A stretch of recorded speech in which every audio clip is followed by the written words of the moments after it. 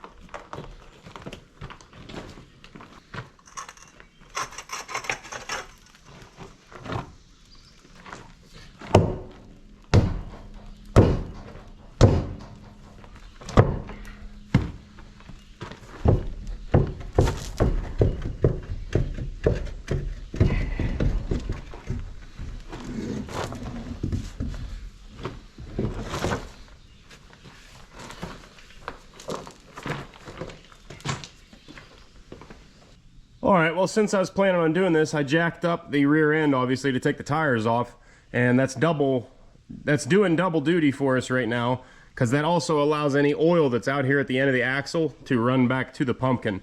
So the axle is leaning like so.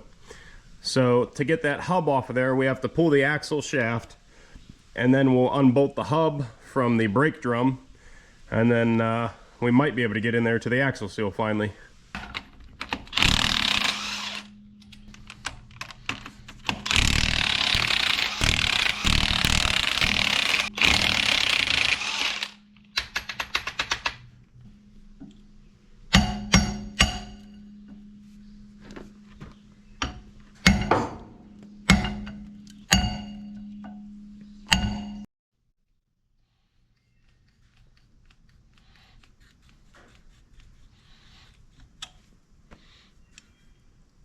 Got to pull all these wedges out of here before that axle is going to come out.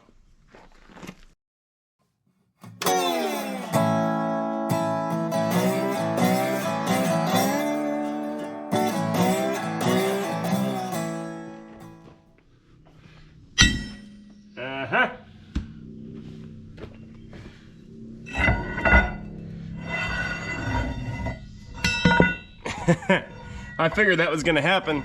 I'm hitting up against the grader wheel out of the frame here, and I got the starter out of the grader right now, and this truck obviously isn't in commission to move. What are we going to do here? Can you see our predicament here?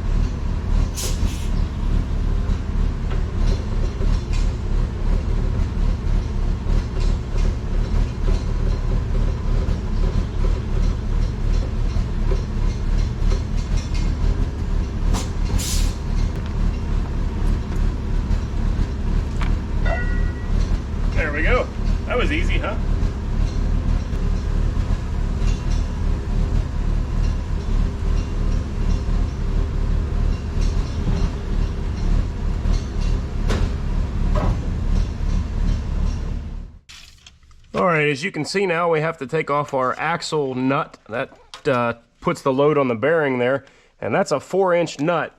And I don't have any sockets that size. I'm going to try it with a chisel first. These usually aren't very tight at all, but yeah.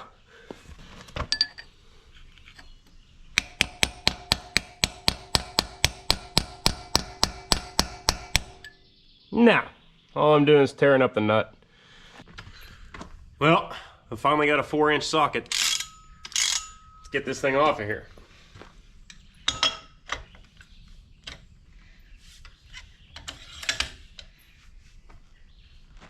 Oh, there we go.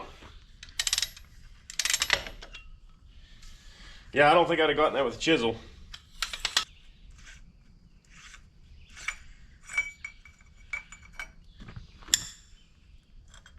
Locking ring. Now the actual nut.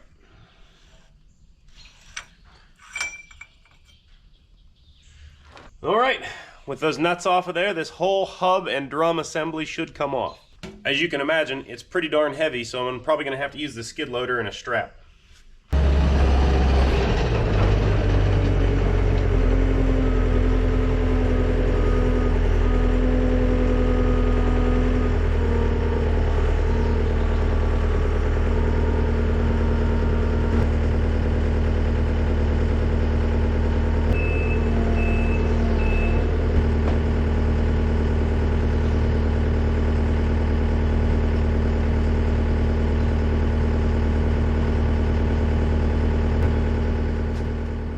Well, here's the part where I screwed up. Now you're going to see I struggled and struggled and struggled some more to get this hub and drum off of the brake shoes. I have never actually done one of these on a full-size semi-truck with air brakes. I have only done them on like dually pickup trucks and smaller hydraulic brake vehicles. And what I should have done from the very get-go here was back the slack adjuster on the brake shoes off all the way to the point where they're not contacting the drum, and this thing probably would have just slung right off of there. But I paid my stupid tax and did it the hard way, and thought about it when I reassembled.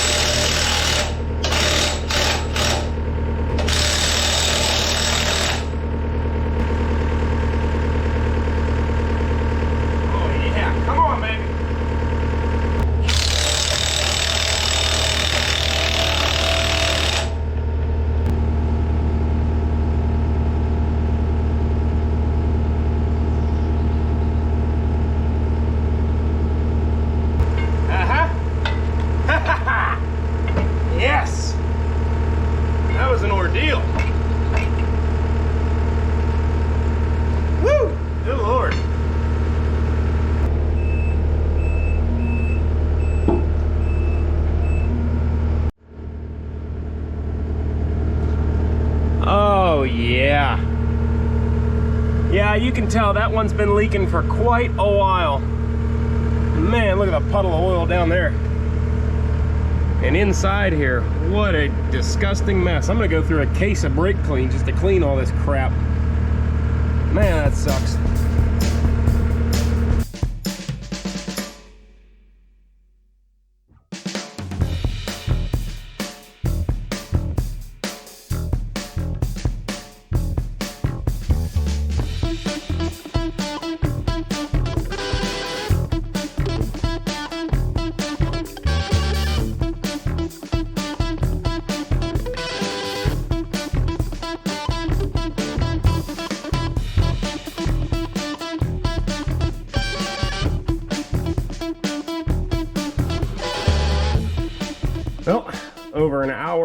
and several cans of brake clean later. Have this brake assembly all cleaned up here. Looking good.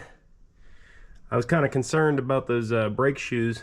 They were pretty greasy, but they seem to have cleaned up pretty well. I'm not too concerned about them. I'm still working on the drum here. As you can see, it is a disaster. I was gonna try to keep it all together, but I decided to screw that. I'm gonna go ahead and zip these bolts out of here, separate these halves, make it easier to clean.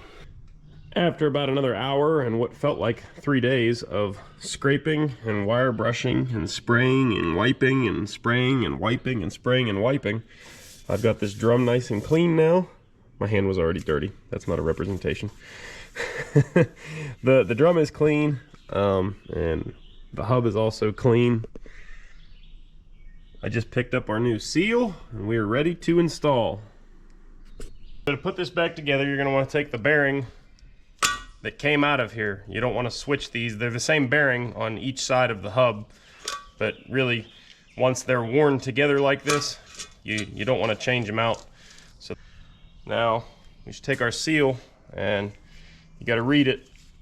It says, this side says oil side right there.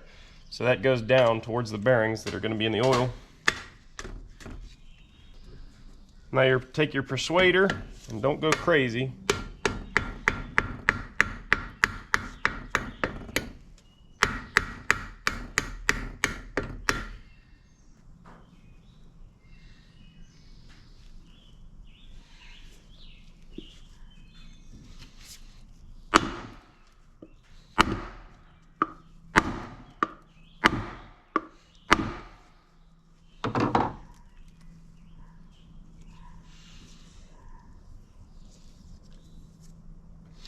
Alright, I think we got that down all the way. Now that seal is going to hold the bearing in there until we're ready to install it.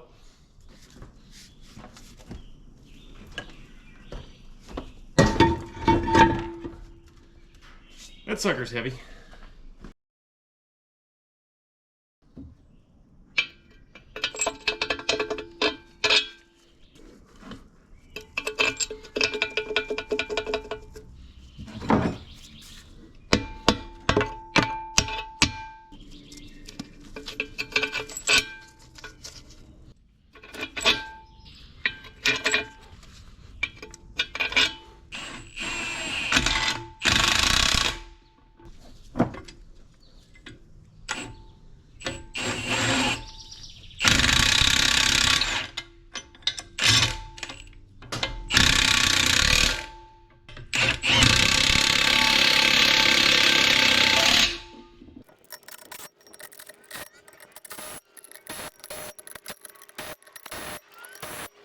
All right, I think that's tight enough. We're ready to install this thing.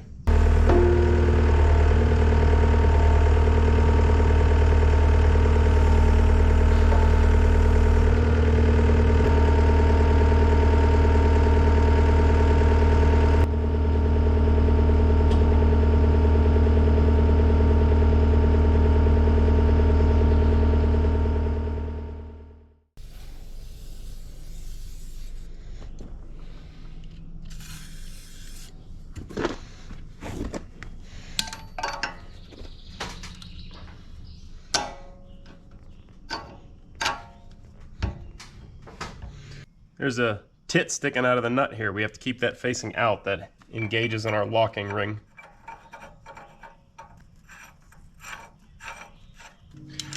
So we tighten that nut down all the way, which loads the bearings up, and the whole time you're snugging it, you keep rotating the hub so that you don't get the bearings cocked in some weird position or something. But just keep spinning this thing, and then you run it down pretty darn tight. But then you back it off.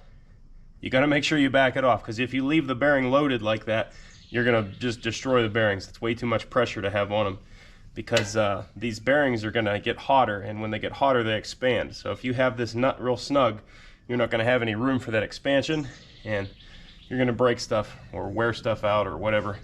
So once you seat the bearing, you're going to come back in here and just ever so slightly snug this thing up.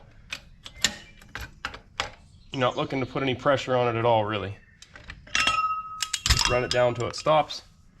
And it's time for our fancy pants locking ring here. Now, if you look at the locking ring, it has a tab in there which goes into a keyway, and then all these little holes are to engage with that tit that's on that nut. So hopefully, yeah, we actually have to back it off just a touch to be able to line up with one of those tits.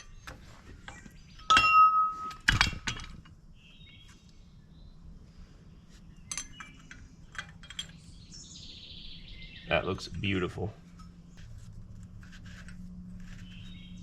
Now the outer nut here, the locking nut, you want to put some pressure on. You still don't have to go crazy, but you want to make sure it's not going to vibrate loose over the going down the road.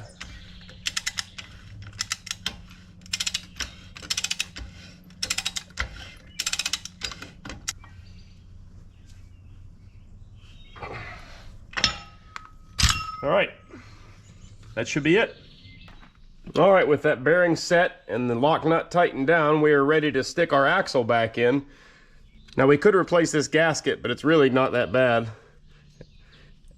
And this drives me nuts. You'll see people put these things back in here and use 3 tubes of silicone or something, putting it back in here, and there'll be silicone busting out at the seams all the way around this thing. You don't need all that. I like to use this Permatex number 2. You don't need a lot, you just a little skim coating all the way around here. And when that thing clamps down on there, it'll push it all the places it needs to be.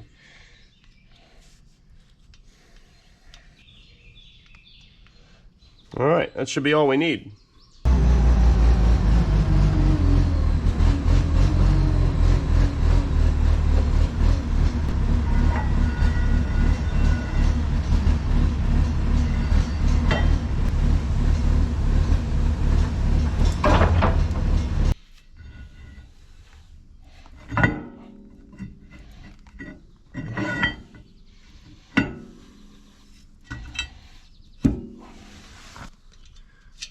Put all these wedge locks in first.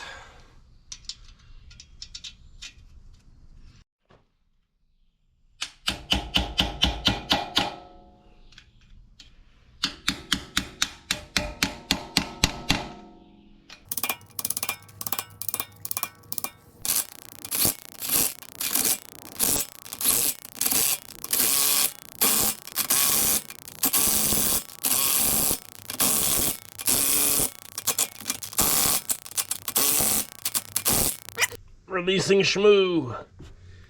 Yeah. Well, it's not the color it's supposed to be. On the plug here, got some sludge, but I don't feel any big chunks of metal, so that's a good sign. I think we'll be all right. Just need some fresh fluid. Looks like it has some water in it, maybe.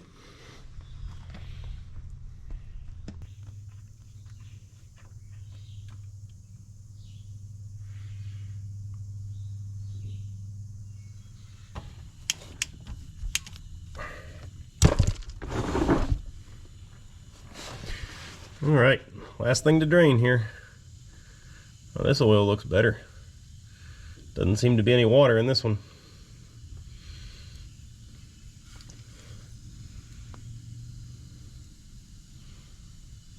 Yeah, same thing as the other one. Just some fine, very, very fine metal flake. I mean, that's pretty normal out of a rear end like this. Nothing bad at all.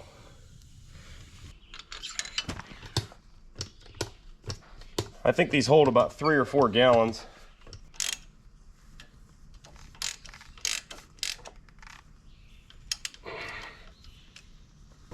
Well, I think you can tell the stack there has seen some better days. Not only has it been up there, the elbow has been patched several times and it leaks like a sieve, so I got some new parts. Let's get this thing looking better. Right.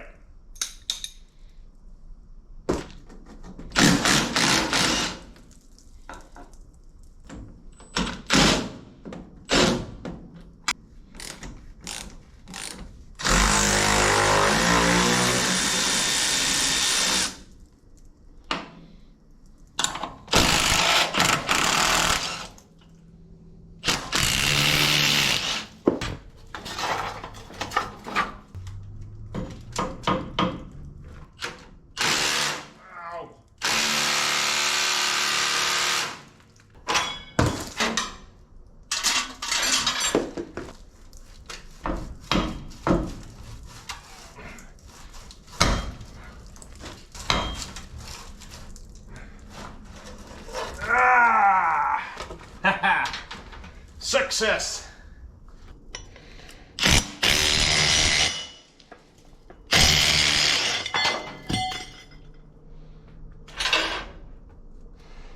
All right, let's go straighten that bracket out. Old Fat Alice provides us a nice stable surface for beating on, so let's commence the beating.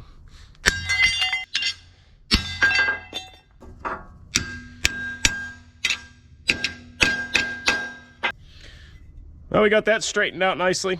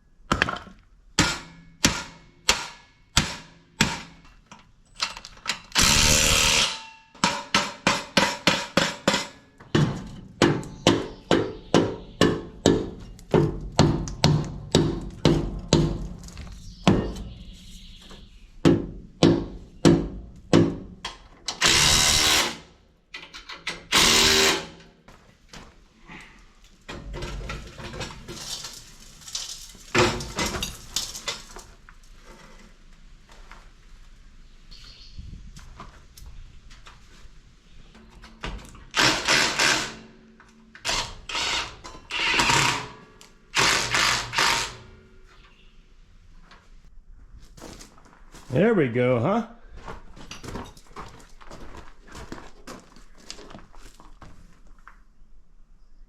That looks so much better. Looked like it clipped a tree branch or something before. Got it nice, it's squared up to the cab. She's ready for the road.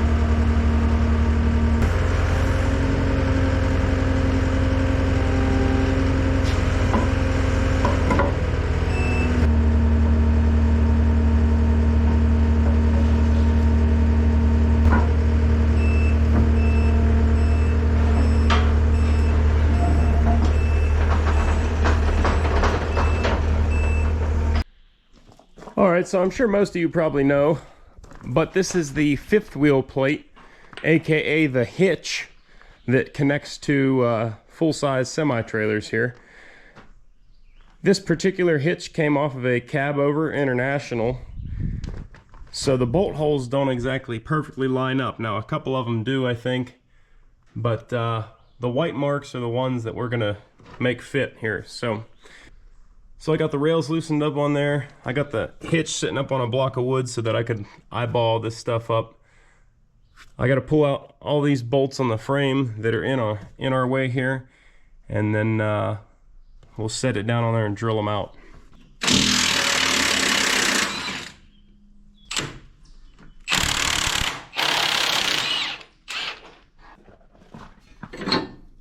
All right, well, in addition to drilling some holes here, you see I got that one bolt through there. I'm looking down here. I'm gonna have to cut this piece down because it's hitting this suspension mount here. So we'll probably take about an inch off of that. Maybe inch and a quarter actually. And that'll get us down to where this thing sits flush with the top of the frame rail.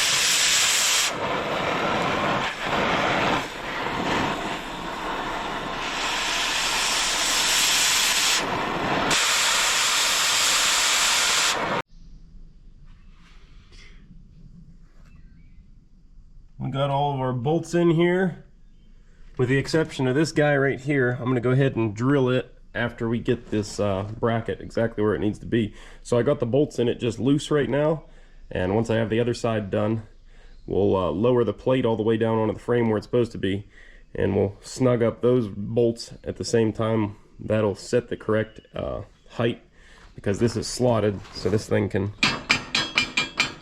go up and down arbitrarily based upon where the plate sits on the frame. So we need everything to kind of jive just right. So after that's in place, that'll be the last thing I do. Drill out that last bolt hole and put a new bolt in it. That's actually one more bolt than this thing had holding it on the other truck, so I feel good about that.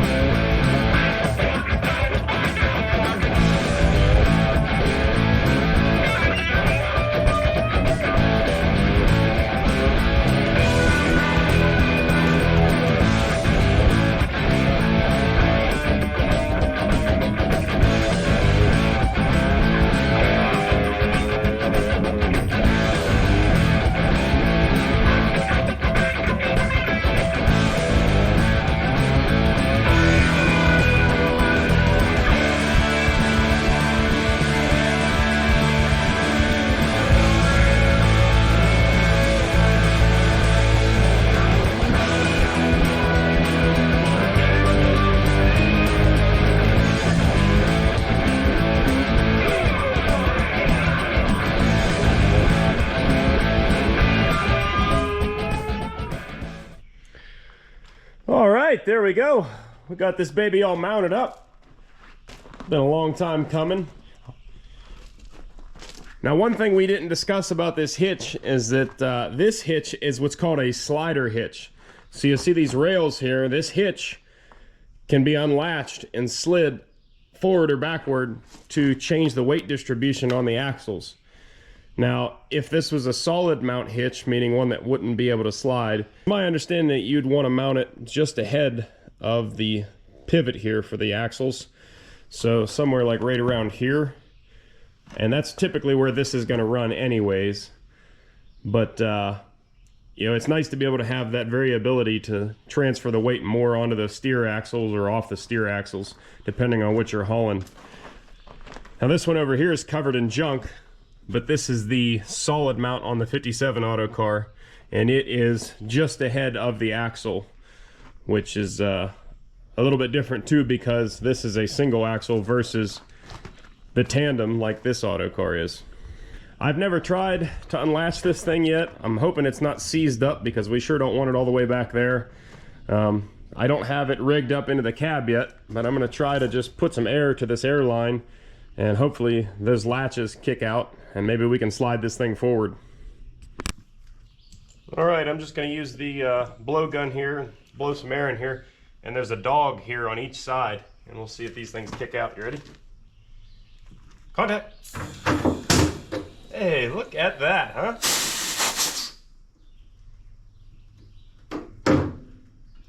Looky there. Now those things need lubed up substantially, obviously.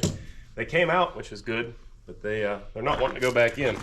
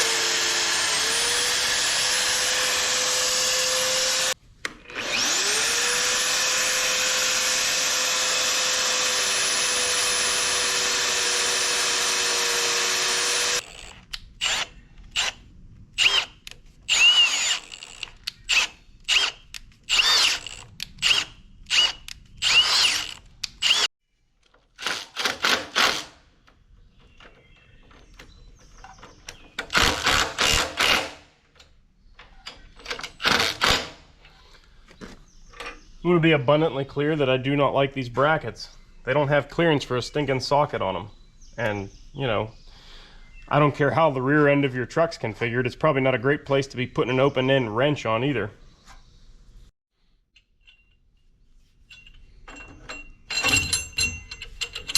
There we go. I went ahead and sprung for the springy ones because I see too many of the rigid mud flap holders snapped off from fatigue of bouncing down the road.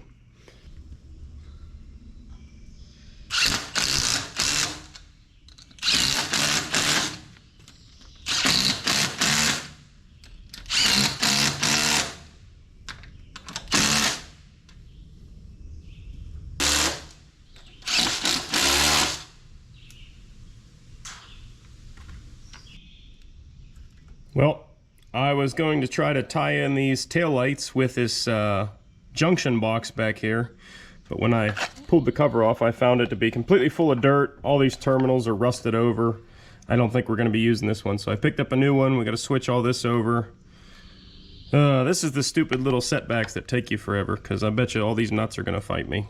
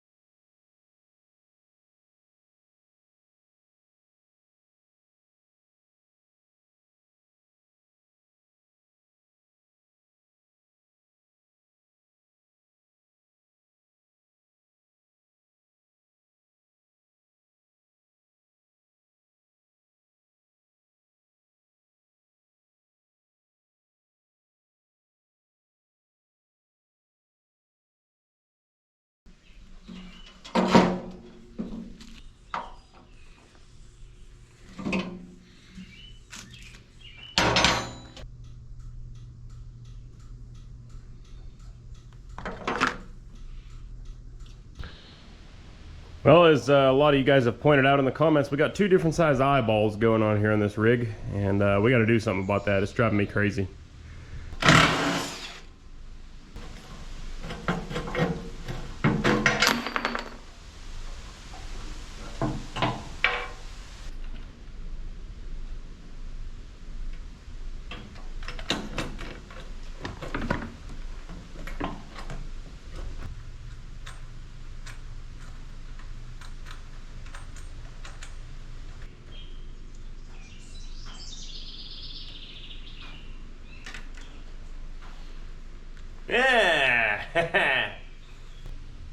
Alright, so we have our hitch mounted here. Now, we can hook up trailers, but we need to be able to have connections for our air lines and for our lights and everything. So I have a brand new set here. This is your service airline and your emergency airline and your 7-pin connector. So all those connections are back here on the back of the cab. We have to put some T's in there. These two airlines already run to the back here in case I want to put a regular pinto hitch on. So that's our emergency and our service line right there. So we're going to tee into those back up at the cab, and I'm going to leave these two here in case in the future I want to put a pinto hitch on. I already have the air connections here. Got new glad hand connections here. It's already got thread sealant on there.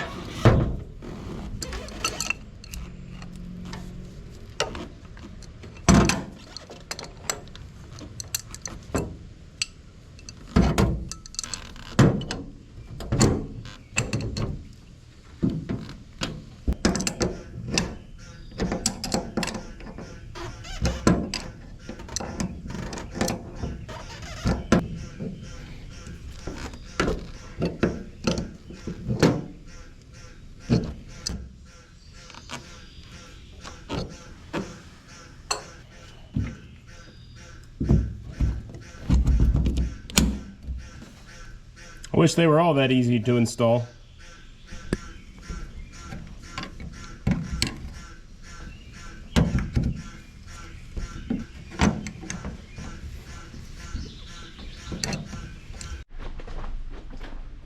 We have our airlines completely connected and configured how we want them here. I have that bungee up there that's just temporary until I can find the proper spring deal to hold that thing up there, but I even see trucks going down the highway all the time using nothing more but bungees, so I feel pretty good about that.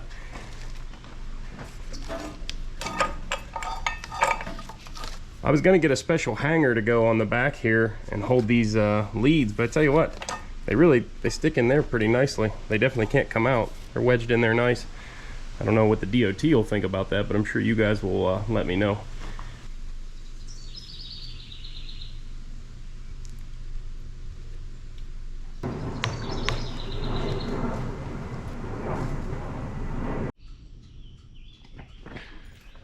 Alright, well, it's the stupidest little things that always end up taking you the longest. I'm not even going to sit here and go into the odyssey that was connecting these taillights, but the bottom line is it was a lot of wiring, and I hate wiring, but I got it done. So, that much closer to legal. Well, just got my license plate from the notary, and in case you're wondering, the GVW on this truck is 80,000 pounds.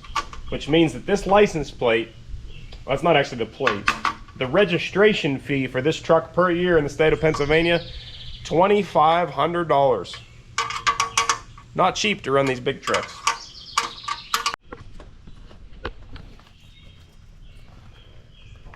Well, next thing I need to do here is change out these tires. As you can see, these steer tires here are awful cracked up. And those are no longer safe for the road. So these are 10/120s, which is a hard size to come by anymore. You can still get them, but they don't make a whole lot of different tread patterns, and what little ones they do are mostly steers and trailer tires. So the other reason I don't like these 10/120s on here is, look, they just kind of look small in that fender well. The look of the truck is not a critical thing, but it is considered here. So I actually have a couple 12R22.5 tires off of my international parts truck, and it has a couple real nice steer tires. So I went ahead and pulled those off. We're gonna get them put on here, and we're gonna have some safe steer tires to be able to take down the road.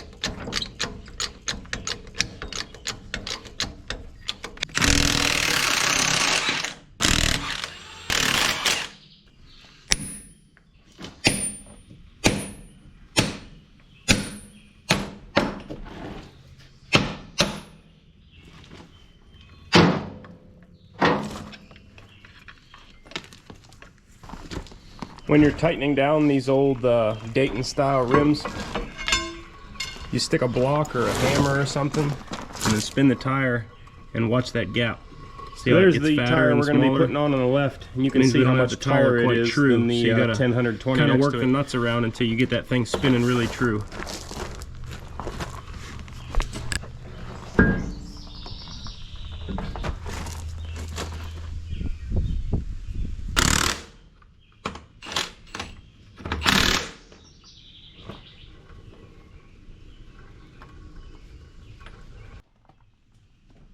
When you're tightening down these old Dayton style rims, you stick a block or a hammer or something and then spin the tire and watch that gap. See how it gets fatter and smaller? It means we don't have the tire quite true, so you gotta kind of work the nuts around until you get that thing spinning really true.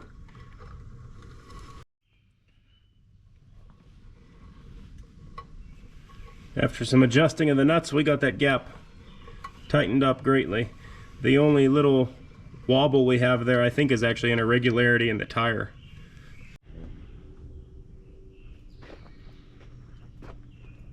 Well, as you can see, I got a couple of cab lights that are busted out there.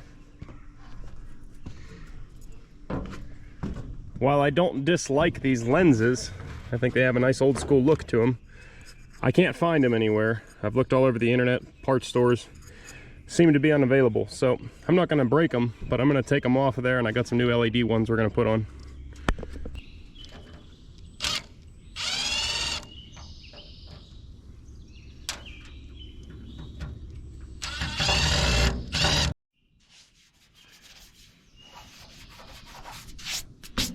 Look at that nice original orange.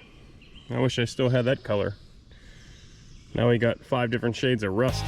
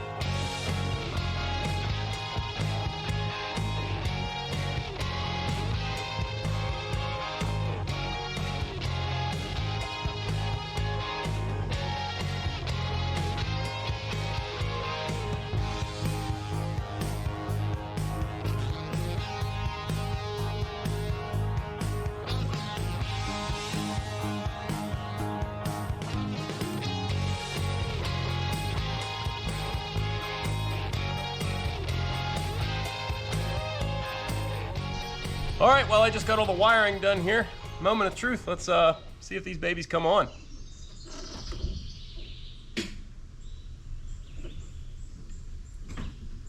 Ugh. Well, 3 out of 5 ain't good. There we go. So apparently there's a correct and incorrect way to install these in the socket. I didn't know that. I wouldn't have, because I didn't read the directions probably. So I can't really be mad at the kit.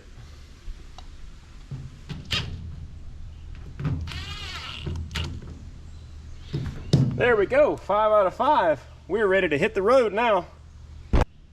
Also, just because I'm sure I'm going to get some comments about it, you guys can tell the window weather stripping has seen some better days. I have some calls into some window glass people, and I am going to get that replaced post haste because it's actually leaking inside the cab because it's so bad.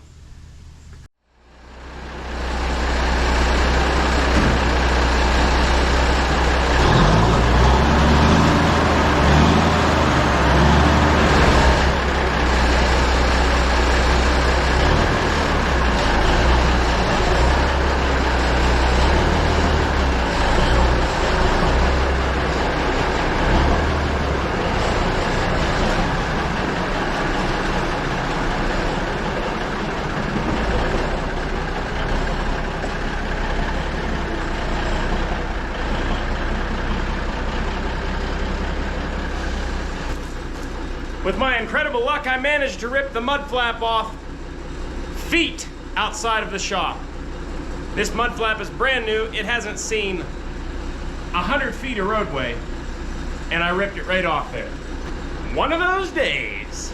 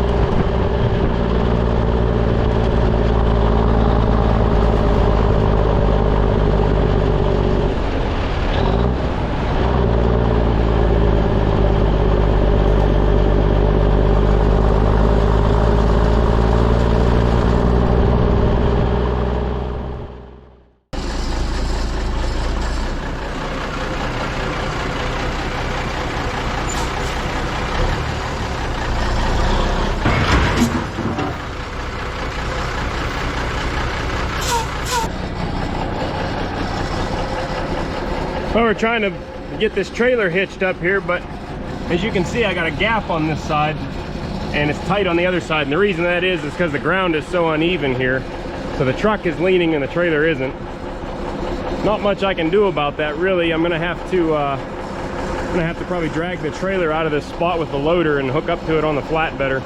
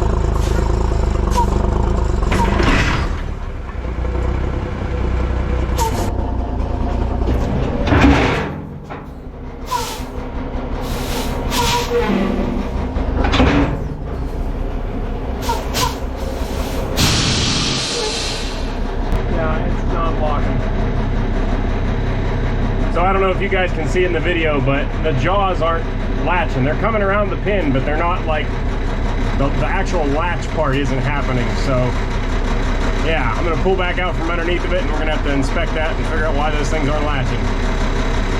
Nothing's ever easy.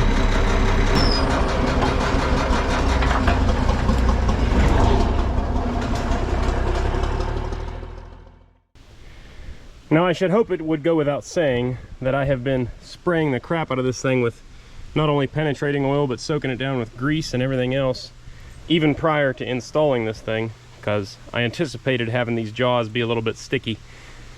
But it doesn't seem to have helped our case here. So this guy right here is our release, and I can tell it should be pulling out further than this. So what happens when you back in here, the kingpin rides down onto this trap door thingy here and slams into that jaw. When that happens, these locking jaws out here should come in around behind the kingpin and then trap it. Well, everybody, I am very disappointed. I do not like to leave cliffhanger endings on these videos, and I was dead set on getting this trailer connected and hauling a piece of equipment around. I was probably gonna take old fat Alice here for a short joyride. The truck is legal now. I do have to get it inspected yet, but everything is there for it to be inspected, and I don't know what's causing the hang up with these fifth wheel jaws, so I'm gonna have to really study these things and inspect it and figure out what the holdup is there. There's several different types of fifth wheel jaws. I believe this is a simplex, so I'm gonna have to find the breakdown online. It's hard to see up underneath there, especially with everything caked in like 2 inches of grease. So unfortunately, that's gonna turn into its own whole video. I wasn't gonna do that. I still have time today, but Mother Nature is telling me it's time to cut this one off. I just looked at the radar and there is a big blob of red thunderstorm coming at me that was not in today's forecast. So I got a whole bunch of tools to put away before this rain lets loose. I appreciate you guys watching and hanging out with me. If you would, please hit the thumbs up video down below. I've sweat through my shirt about 15 times in this one for you guys. So let me know I'm doing a good job. Hit that thumbs up below. It really means a lot to me. If you want to help support the channel and do it in style, head on over to dieselcreek.com. Get yourself a hat, a t-shirt, a beer koozie, some stickers, whatever it is. You can help support the channel and look good doing it. Anyways, guys, that's all I got for today. I'm gonna get out of this weather before I get struck by lightning. As always, thanks for watching. I'll see you on the next one.